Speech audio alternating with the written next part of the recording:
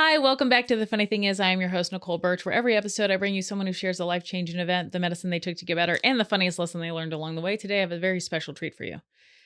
We're not going to talk about any of that. We're just going to do a holiday special. And what we're going to do is we're going to say goodbye to 2024 and hello to 2025, where we already have 18 episodes in the can, ready for you guys to go. Today, I have a very special guest. Not only is she my favorite accountant, she hails from Kansas City area. She went through 11 hours of labor to give birth to me, still had to have a cesarean, and she does not want to be here today. Let's welcome to the podcast my mom, Terri Haller. Hey, glad to be here. Glad to be here. We're just going to share some. See, Alex, the producer, loves you. Anywhere else but here. I'd love to. Yeah, we're just gonna share some family stories. Okay. Yeah. We're just gonna keep it light because we've had some people share some trauma this year. They're gonna share some more, so we're gonna keep it light and maybe talk about a little bit of our family history. Okay. Yeah. How about we start with Aunt Jean? Aunt Jean, actually, she's my great Aunt Jean. Oh, so she's my great. Okay. Yeah, she was my mom's aunt. She was my maternal grandmother's sister. Okay. Spicy lady. She was a hoot. Yeah. She left Kansas City, moved to San Francisco. Well, and then her later years, she lived in Fort Myers or Clewiston, Virginia, or Clewiston, Florida. Her husband was a fishing guide down on Lake Okeechobee. Uncle Don. Uh-huh. They were together for years, 60 years. I have no idea. Then they moved back to Kansas City. Mm-hmm. They drank highballs every day except Sunday, which was reserved for Bloody Marys. Yep. Well, no, they'd have Bloody Marys during the week too. Oh. Then at noon they'd switch to beer, and then in the evenings they would have highballs. Now, not every day, but I will say whenever I'd go to a restaurant with Aunt Jean, she would order scotch and water, easy on the water, and I would have to tell the server, just make it scotch on the rocks because the ice melting enough is too much water for her. Like she would, anytime they just do a splash of water, she's like, oh, can't even taste the alcohol. And you're like, I'm pretty sure you can. She was a hoot. I threw her, I think, 94th birthday party at her house. Oh, I don't know. I think it was her 94th. She lived in Belton, Missouri when I was living in Grandview, Missouri. And so it was hop, skip, and a jump to go see her. So I'd go visit her a lot, hear a lot of the same old stories. She said that she would take her dad and her dad would go drinking and then he'd give her some alcohol and then she'd have to drive them home. And I was like, how old are you? And she's like, 14. And I was like, yeah, she was his designated driver. That's so funny. At times. Yeah. And then her sister was so different than Grandma. Oh, yeah. Nothing alike. No. I don't think Grandma ever drank. No. So went to church every day. Kind of very different broad. Very different. Very different. But Aunt Jean was known for saying some toasts. So I do a character based on her now where she makes inappropriate toasts in inappropriate places. I remember at Uncle Craig's wedding, one of them, there have been like 5. She did the one that was at the Uptown. Mm-hmm. Who was that? Stephanie? Jolie? I don't know. Stephanie. That was Stephanie. And she gets up and she goes, here's to the girl on top of the hill. She won't do it, but her sister will. I'm her sister. And that was it. Yeah. That was the toast. That was the toast. Do you want to do the another one? Do the cider. Went downstairs? Yeah. I don't know that was so much Aunt Jean's or Dad's or Uncle Don's, but it was, went downstairs to sip some cider, saw a June bug jacking off a spider. I said, oh shit, that won't do. So I sat down and jacked off too. I changed it to jerked off, but that's No, but it's jacked off. Okay, jacked off sounds way worse, which makes it funnier. Well, they definitely didn't say jerk off. Jerked off back in the day.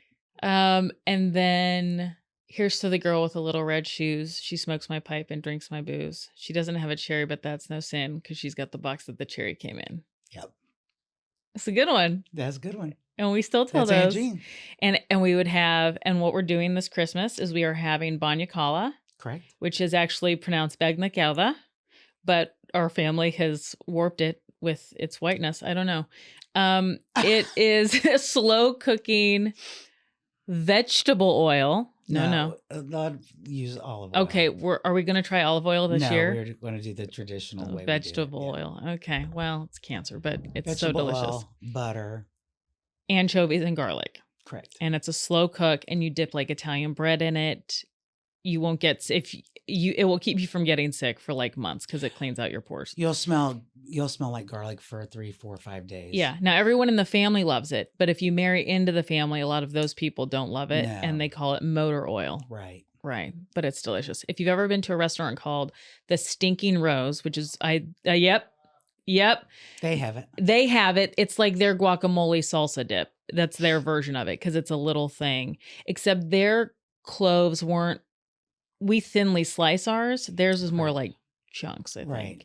But still delicious. And a lot of garlic. And a lot of garlic. And by the way, depending on what I've done enough research on it, part of Italy you're from is how they cook it differently. And it's more in northern Italy because our family's from like outside of Milan. So it's more of a northern Italy dish, but it's delicious. And we're doing that with Bloody Marys. Come on over. Oh, I have to get Bloody Mary mixed today. That's Aunt Jean. And then her and Grandma, your mom, were a hoot together. And what was the story at the racetrack? Didn't she have like, Aunt Jean always had young guys hitting on her? Yeah. We took, my sister Diane and I took the blue hairs, Mom and Aunt Jean to Dallas for the inaugural NASCAR race. Okay. And we were tailgating in the parking lot. And all these guys would just come over to Aunt Jean and Mom. Yeah. And Aunt Jean would tell her toast. So. And they were like, she's the best. Yeah. She's the best, dude. I loved her so much. She was a lot of fun. We have a lot of strong women in our family. All matriarchs. Badass chicks. Glad to come from them. Let's see. What's another story? Oh, how old was I when you taught me how to make a mind eraser? I think you were probably about 8. 8 years old. Yeah. Okay. So if you guys want to know why I'm a 42-year-old comedian and bartender, follow those breadcrumbs, baby. It was my birthday. It was your birthday? Uh-huh. You were just teaching me to make. Well, a girlfriend of mine was over to our house, and we were going to have a couple of cocktails, so I thought it'd be easier for you to do it than me. Atta Mom. There you go. There you go. Well, now you know why you're it's so funny. I like bartender. It's so funny. Everly would love that if I did that. If I had her become my bartender, but I don't like her seeing me buzzed. Oh, I didn't. Yeah, no, I didn't get buzzed. Okay. Yeah. One time you had a friend over named Kim, and you went to run to 7-Eleven, and in the 15 minutes it took you to go to 7-Eleven, Kim taught me the birds and bees, and I think I was also 8. Well, Kim was also the girlfriend that was at the house that you did the mind erasers. Yeah. This tracks. This connects. Okay. So she was telling me about, the ovaries and the eggs and the fallopian tubes and all that stuff. So then the next sleepover that I went to, which was Melody McCarthy's birthday sleepover, I told all the girls what sex was, which got me in trouble because then the parents started calling you. So I was that kid that you're like, oh no, somebody's going to teach my kid before I get to. I was that kid. I will say it's better than what Chris Elliott was telling everybody, which was that the guys just pee inside of the girls. So this was at least, I was just teaching them the right way to do it. So see, you learned how to make mind erasers from me, and I learned sex from you. Yeah, see? Because I was born by Immaculate Conception. Everybody knows that. That's correct. What else? Oh, so then in sex ed, which was like a year later, the teacher was trying to explain something, and she goes, "Oh, and then the eggs travel down the. Oh my goodness, I forgot the name of the tubes." And I yell out from the back, "Fallopian!" And like that, they were like, what is going on in that household? I still got pregnant from one night stand, so I didn't really learn much. Okay. Mind erasers. Can we talk about, I don't want to get to Steve yet. Well, when you came out to watch me do stand-up for the first time, Steve, was he still alive? No, Steve had just passed. Okay, well, we came out with my niece Chris and her husband Darren. We were going to spread some ashes, and so we came out. And that's what the first. Oh, that was the same trip. Yes, I believe so. Okay, let's talk about Steve. Yeah. Uh, Steve was my husband. He passed away. Uh, and so we came out here, and Nicole was doing stand up at Formosa. Yeah. When Formosa had the downstairs I thing. had Yeah. never seen her do stand up before. I thought when she was telling me, when she told me she was moving to LA to get into acting, I thought it was going to be drama because there was so much drama. So I wasn't expecting comedy at all. By the way, I was going to be a serious dramatic actress. It lasted for 2 days. I took very serious headshots. The guy's like, "Are you sure you don't want to like smile in any of these?" And I was like, "No, I want to be taken seriously." And then I auditioned for the Groundlings on day 2 and got in. And then after that, it was comedy, baby. And so you'd see me do sketch. You'd seen me perform before, but I had not seen you do stand up. I had not Correct. seen you live. oh, you'd never even seen me do sketch Well, live. no, I'm sorry. I did see you at the Groundlings. Yeah. The first time I came out For here. Sunday Company, yeah. A couple years before. Okay, so do this. So we're at Formosa, and Mhm. it's myself and my niece and her husband, and Michael Dempsey. Michael Dempsey, who you had just finished filming a movie with. Mhm. And that's the first time I had met him. So Right. he's sitting next to me, and you're up on the stage, and you start talking about how big breasts run in our family. Right. Which I had 2 great examples, you and Chris. I mean, Jesus, you don't get bigger than that. And you managed to point that out to everybody in the audience. Right. Accordingly, yep. And as you pointed that out to everybody in the audience, you said you never understood why I didn't teach you about titty fucking. Yeah. Where I immediately went, Yeah.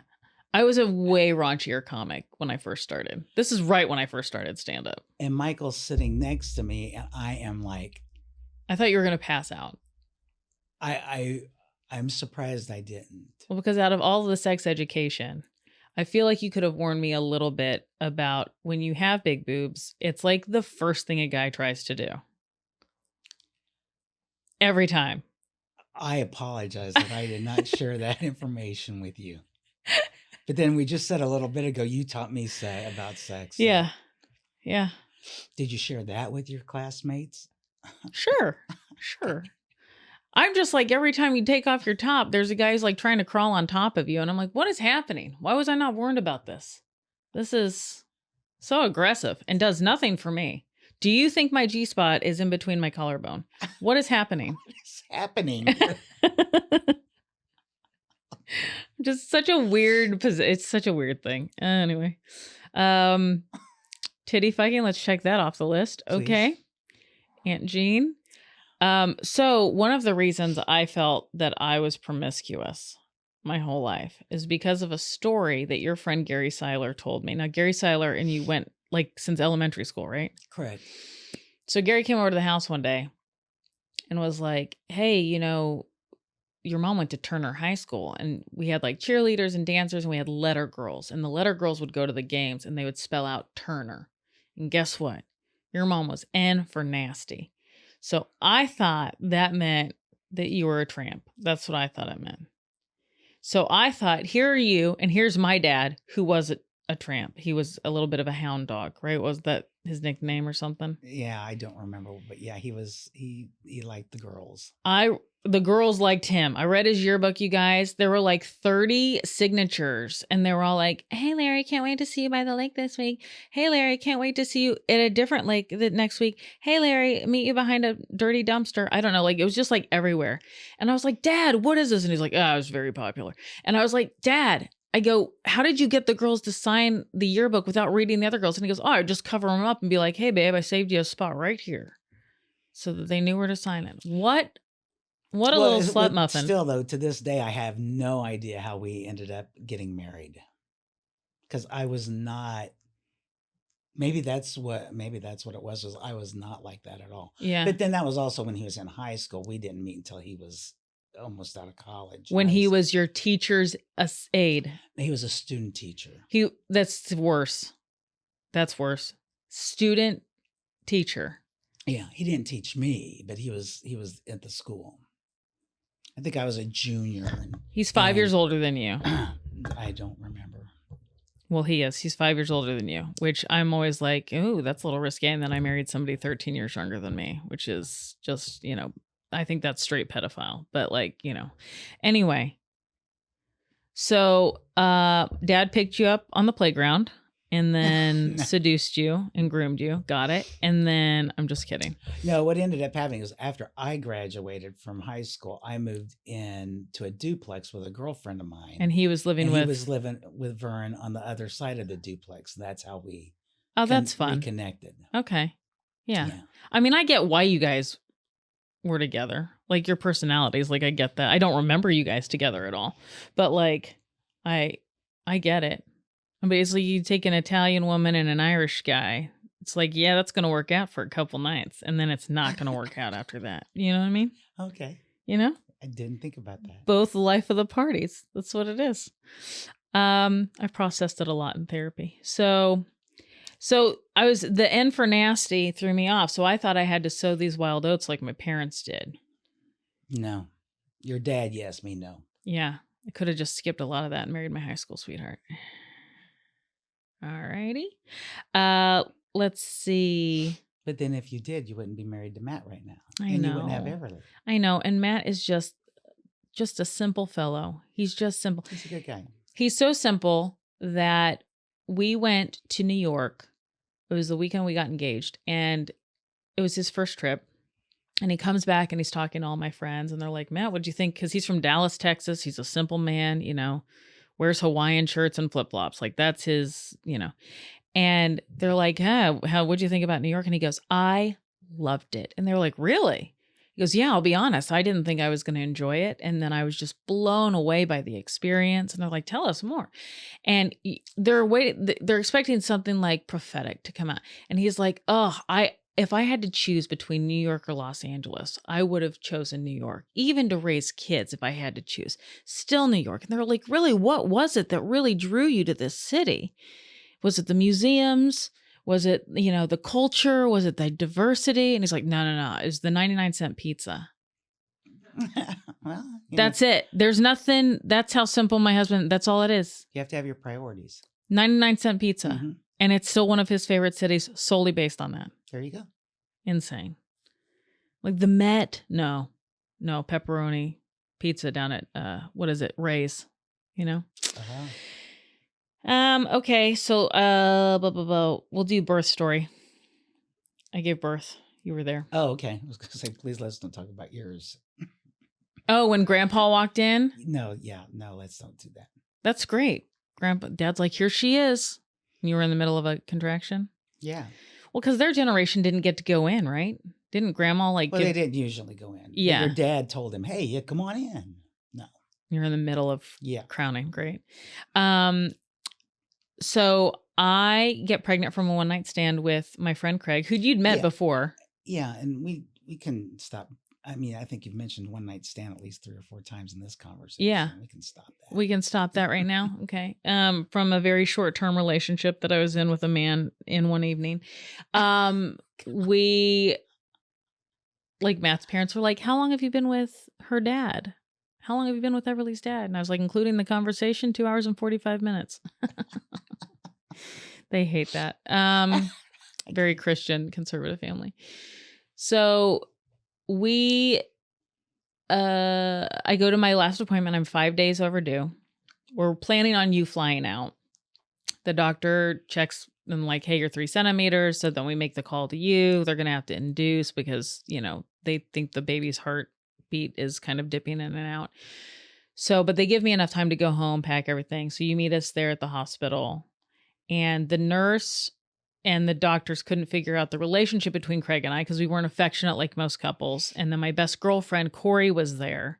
And so they didn't know if Corey and Craig were together and I was the surrogate, or if Corey and I were a lesbian couple and Craig was the donor. And then you flew in like a bat out of hell, came in, it was go time. You're holding one leg, Corey's holding the other. I was like, somebody hold my left leg, somebody hold my right leg, somebody hold my head up. And you grabbed a leg and you looked at Craig and you're like, are you okay with the head? And I said, if he was okay with the head, we wouldn't be in the situation now, would we? Again, another conversation I was privy to that I didn't need to be in. Yeah. And then the epidural didn't work. And I had to be on all, and at one point I was pushing on all fours. My gown kept dropping. And Craig's like, just forget the gown. I was like, it's about modesty, Craig, with my butthole sticking up. It was pretty funny. I had a mirror. Highly recommend that. You gave a Denzel Washington speech where you were like, I know you can do this. You've persevered through so much your whole life. Blah, blah, blah. And I was like in the middle of a contraction. I was like, get out of here, lady. And you prayed to Steve and Grandma and everybody. They did their job. It worked. It did. Ripped uterus later. But you can't. Oh, that's what I wanted to say is what was interesting is I gave birth at Cedars-Sinai, and like right next to it is the Beverly Center. So it says on one line Beverly, on the other side Center, but it's around a curved building. So we were already going to name her Everly. And when I was giving birth, the lights got low. Mm-hmm. And then, because they were trying to give me some rest in between, and we looked outside and the B and the C were cut off because it was around the building. And so all we read was Everly enter. Mm-hmm. And I thought that was really, I remember that. That was really special. Yeah. It was really crazy. Let's see. When I was 20 years old, I got a DUI. This is not a brag. It was half of my life ago. Should not have done it. Absolutely regret it. Wouldn't do it again. 0 stars. Do not recommend. With that, we give a little backstory to my stepdad, Steve, who was a lovely man. I think you guys were together over 20 years. Correct. Right? Yes. He passed away from pancreatic cancer 7 weeks from the day he was diagnosed to the end. Like it was fast. But before that, we have a lot of great memories, including the night I got a DUI. So you tell the story. Steve and I were in bed. I heard the phone ring. And this was the home phone. I thought, I'm not going to answer it. And then I heard a message. And so I got up, and it was a police officer saying that they had you at the police station in Edwardsville. Very small town. And that if somebody didn't come and get you, that they were taking you to Wyandotte County Jail. And I went, well, that's not happening. Well, Wyandotte County Jail is not the jail No. you want to send a child to. a 20-year-old or an adult. 20. I think it was 21. So I told him I'd be right down. So I went in, I woke up Steve. I just, nudged him. I said, hey, look, I said, Nicole got a DUI. I'm going to go pick her up. I'll be back in a little bit. I'll bring her home. And he goes, no, wait, I'll go with you. So he gets up, he puts on slacks, a nice shirt. I'm going, what are you doing? And he goes, I'm going with you. So we get in, I'm driving, and we're driving down there, and he says, oh, I'm so excited. He goes, I get to get my child out for the first DUI. And I'm thinking, okay, this is going to be a lot of fun. So we get there and we walk in, and Nicole is standing there in the shortest jean skirt you could possibly have on, and then a pink t-shirt that had been cut down to here where it's an Abercrombie t-shirt. Yeah. This was 40 pounds ago. Okay. And we walked in, and there's 2 police officers standing next to her, and she looks at me, and then she goes, Steve, and goes immediately to Steve and hugs him, and he's hugging her, and he's telling her how it's going to be okay and everything's fine. Yeah. He was so proud. And then we get in the car, and we're driving back, and what's in the car? He had a small cooler of beer in the back seat. In case I wanted a beer. Guys. What? Which I was not aware of, but yeah. What's another Steve story? I'm trying to think. Oh, there's so many. Oh, he predicted that Trump would become president. We have that on video. He's in the back of the truck. We'd been drinking at dinner, I think. You were sober. You were the DD. And so he's in the back of the truck. We're stopped at the gas station. He's trying to smoke a cigarette by the gas station pump. And I'm like, what are you doing? So I start recording him. And this is, so when did he win? When did Trump win? 2016? I don't know. Or I can't remember. But it was like a year before. And it was when he first started running. And like nobody really hated him. Everybody just thought it was like kind of a joke still. And he goes, well, I hate to tell you this, but Trump's going to be your next president. And I was like, okay, buddy. I was like, because it was just like not even a real idea yet. It was like a year before, right? And I was like, okay. And he's like, yep, you might not like it, but I might not like it, but he's going to be your next like, it was just, and he predicted it. Yeah. That's crazy. Don't even know how that happened. No. What else did he do? I'm trying to think of. Well, he's passed away, and he passed away in the house. Yes. Along with both of our dogs. Yes. And he visits you. Well, yeah, I would, shortly after he passed, I'd see him every so often, like walk down the hall, or I'd see him in the kitchen, or, certain things would be moved, or, And you would actually see him, because I always thought you meant you like felt him or something. No, there's times where I actually saw him. Yeah. And I hadn't seen him in a few years, 3 or 4 years. After he passed away, I saw him frequently, and that just got less and less, and then it just didn't happen anymore until probably about, I don't know, 3 months ago. I was walking down the hall and was going into the dining room where, when I work from home, that's where I'm set up. And I just happened to look, turn to my left, and he was sitting in my chair. And I thought, wow, that's weird. And so I went around and I backed up, and he was gone. And then I saw him, and then I saw him briefly, a few days later, and I just thought, well, that's just weird. But, it's not jarring. No, not at all. Yeah. No, that's actually kind of comforting. Yeah. Yeah. Just having your house haunted. Yeah. Yeah. No, it's not haunted. No. And he's, He was great. And I remember I was up for Homecoming Queen in college, and it was the only time the fucking school did this. Washburn University is a D2 school in Topeka, Kansas. And is the only time they did this. They were like, we're going to announce the winner of the King and Queen on Monday, and then do all of the weekly, because every day was an event, right? And then on Saturday, which is the football game, we'll have everybody do the football stuff, do the get in a convertible, drive around the thing, and then get walked on by your parents. And we were like, that's such a stupid idea, because if you don't win, and this is exactly what happened, I still participated in all the events we were supposed to. But a lot of people were like, fuck you, I didn't win. I'm not showing up to this stuff. And everybody knows I didn't win. So why would I keep, you know what I mean? Mm-hmm. And so they're like, oh, that really backfired. We shouldn't have done that. So they announce on a Monday, we're at Champions Bar. I can't remember. They announce it, and then we go back to Champions Bar, but I lied and I told everybody that I'd won. Do you remember that? I was like, I won, because I had the sash still. Oh. And they were like, really? They're like, congratulations. Like, thanks, big day. And then we just kept drinking, and then other sorority girls started walking, and they're like, she didn't win. And they were like, we just bought her all these drinks. I was like, I was runner-up. Does that count? And they were like, no.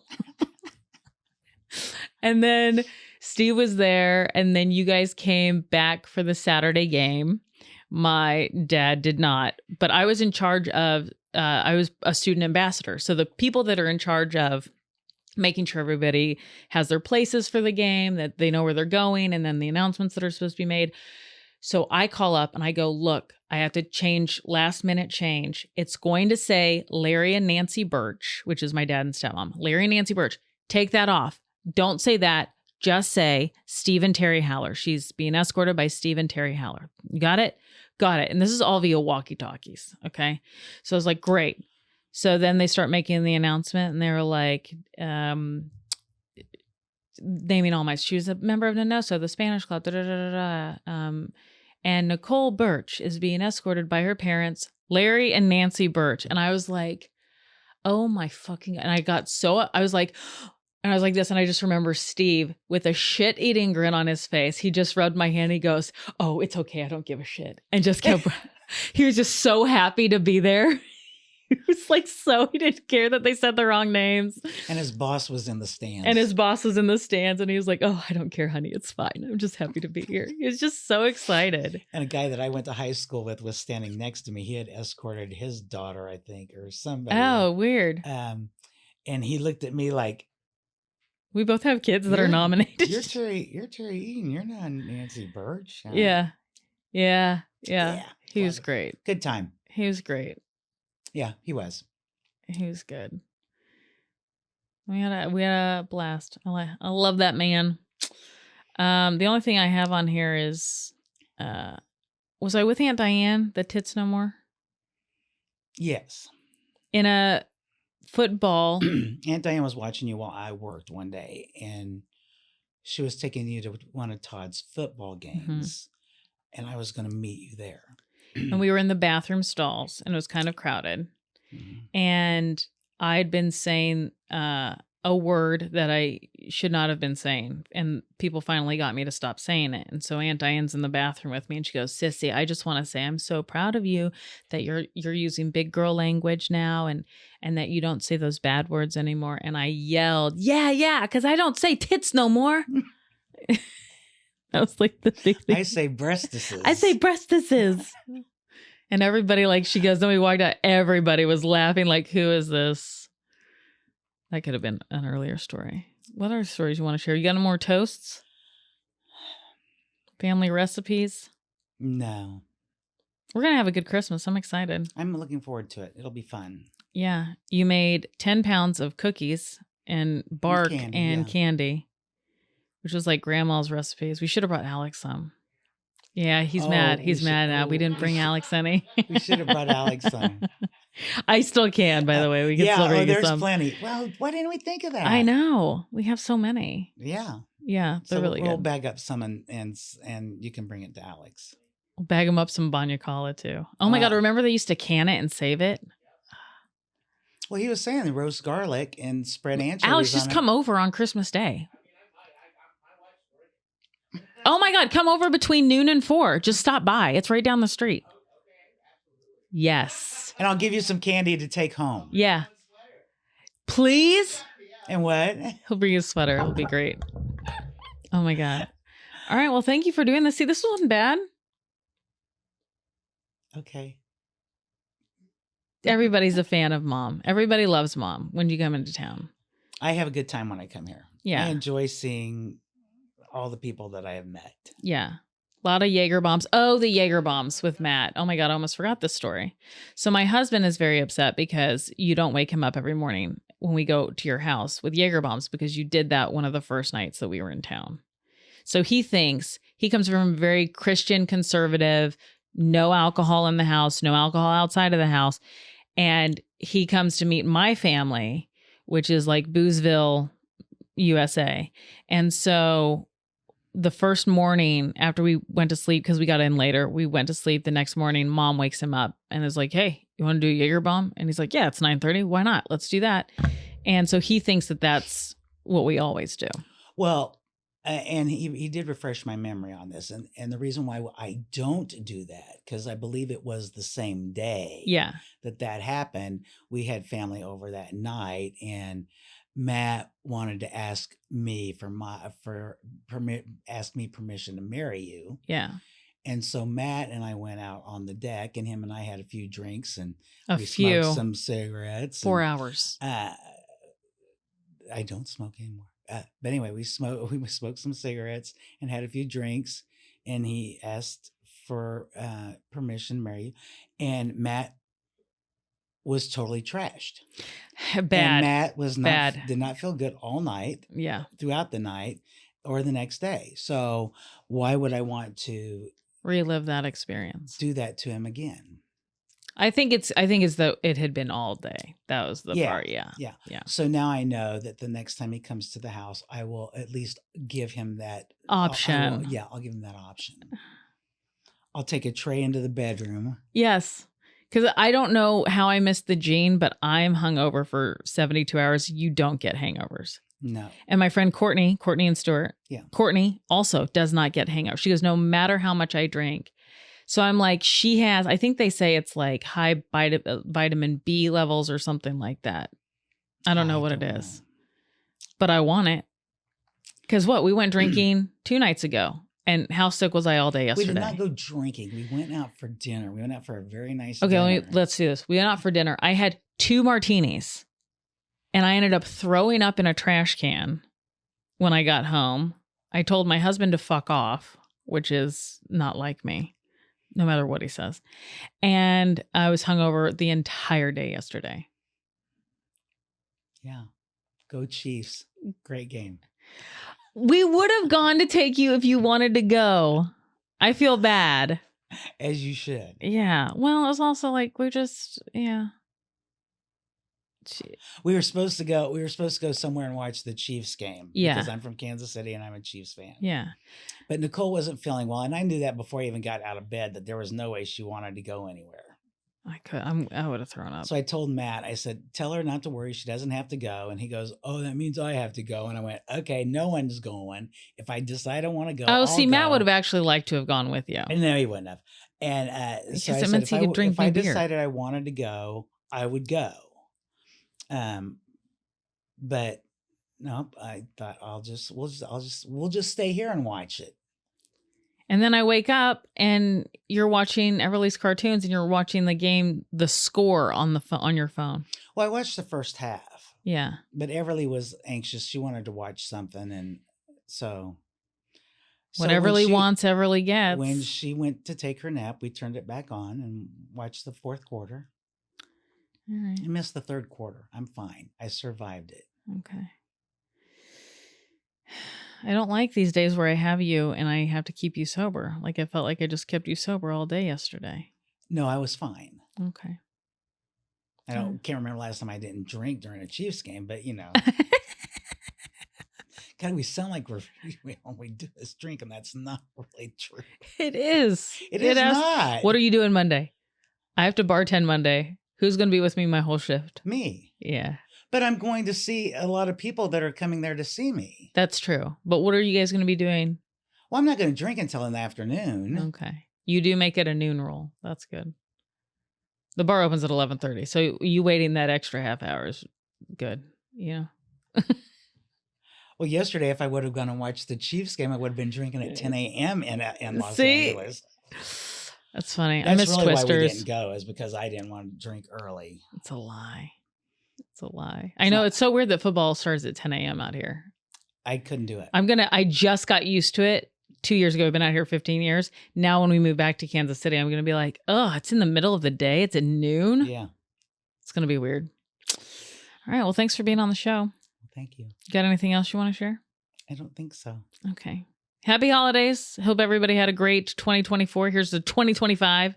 They keep telling us to stay alive for it. So let's make it a good one. If you guys keep following at The Funny Thing Is podcast and wherever you get your podcasts, or you can follow me at Nicole Birch Comedy on all your socials. We'll see you next time.